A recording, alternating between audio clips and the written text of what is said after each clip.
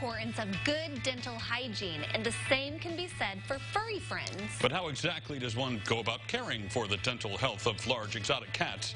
We have no idea, but thankfully, Dr. Nicole Trenholm does in today's Critters Uncaged. Hi, Doctor. How are you? Doing well. How are you guys doing? We're great. I have a million questions. I'm so Most excited people about do. this. Yeah. So, in a nutshell, you're doing dentistry on like tigers and stuff. Yeah, so I'm a veterinary anesthesiologist, so I help make it safe to do other procedures. And so obviously large cats are not like our furry friends at home where we can just hold them and restrain them manually and be able to do what we need to with them. So we have to chemically restrain them, and that's where anesthesia comes into play so that we can provide that dental care for them. I did not realize that there was, I'm sure I knew it, but I forgot. The Exotic Feline Rescue Center is just next door over in Indiana. Just a couple hours away. And Yep. they use you all as a resource to put these big cats under to do the work they need to do. In this case, it was dental hygiene, yes? Yep.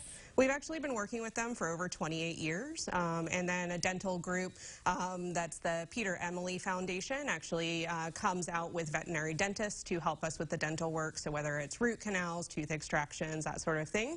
We usually get lab work on them too to look for systemic health issues and just be able to provide good care for them. Is this similar to surgery for a person where you have to have an IV and you're getting anesthesia in them that way so that they drift off to sleep and then, you know, don't eat the person who's trying to work on them? That is a good goal, at least for me as an anesthesiologist. Sure. And so we initially actually give them a muscular injection so that they get sleepy enough for us to remove them from their enclosure.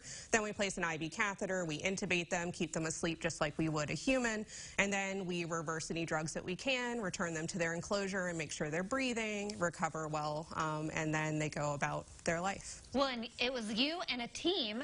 There were many of us. From the University of Illinois. I'm hoping we can take a look through some of these pictures that were so graciously provided by Sylvia Ramsey. So kind of walk us through what's happening. Yeah, so that's one of the veterinary dentists that came out from the Peter Emily Foundation. And a lot of the tigers and other large cats that we worked with had teeth that were dead, but they obviously need their big canines for tearing through food and things like that. So trying to structurally keep those teeth without them being infected. So one of the tigers, they're getting ready to take x-rays to look under the gum surface and see if any of the teeth are negatively affected. Is the process of the dentistry similar at all to what it would be like for a human? I mean, obviously, the teeth are very large. It's easier to get your hands in their mouths, I would assume. But do they use like fluoride treatments and the little thing? So we do usually remove tartar if they have it, and you're going to use a lot of the same techniques. It's just bigger teeth, and they have slightly different anatomy because, of course, cats are not large humans in this case. Yes. So.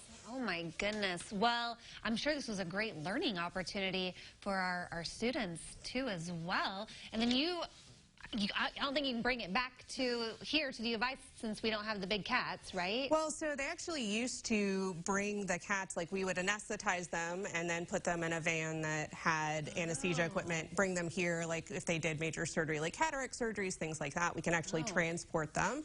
But it is easier to have the machinery there. But it's great to be able to take groups of students. I have residents under me being trained for veterinary anesthesiology, and it's a great experience for them because in a few short years, they'll be the ones running the show with anesthetizing things like this. So it's a great way also of working on teamwork because this is not like an individual sport. Like you have to work in a giant group to safely move these creatures around. You know when you pass a car on the interstate and they've got the little yellow baby on board sign? Yes. Next time you pass a big white van, it could be a tiger. It could be. I'd never thought about that before. That's amazing. Did you like Tim's haiku?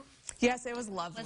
Unfortunately, I thought it was 5-12-5 in terms of the syllables, but it's 5-7-5. So I will amend that for the next haiku that I put together on the fly. Have you watched Joe Exotic? I have not, but I also don't own a TV, so... Oh my word, that's another conversation for another day. We'll have you back later to talk about that at some point. Thank you for being here, and thank you for the work you do. It's incredibly fascinating. So. Well, and I hope she has a computer so she can rewatch herself on the TV on her computer, because this segment will be online after today's show at CILiving.tv. Thank you so much for coming. Thank you.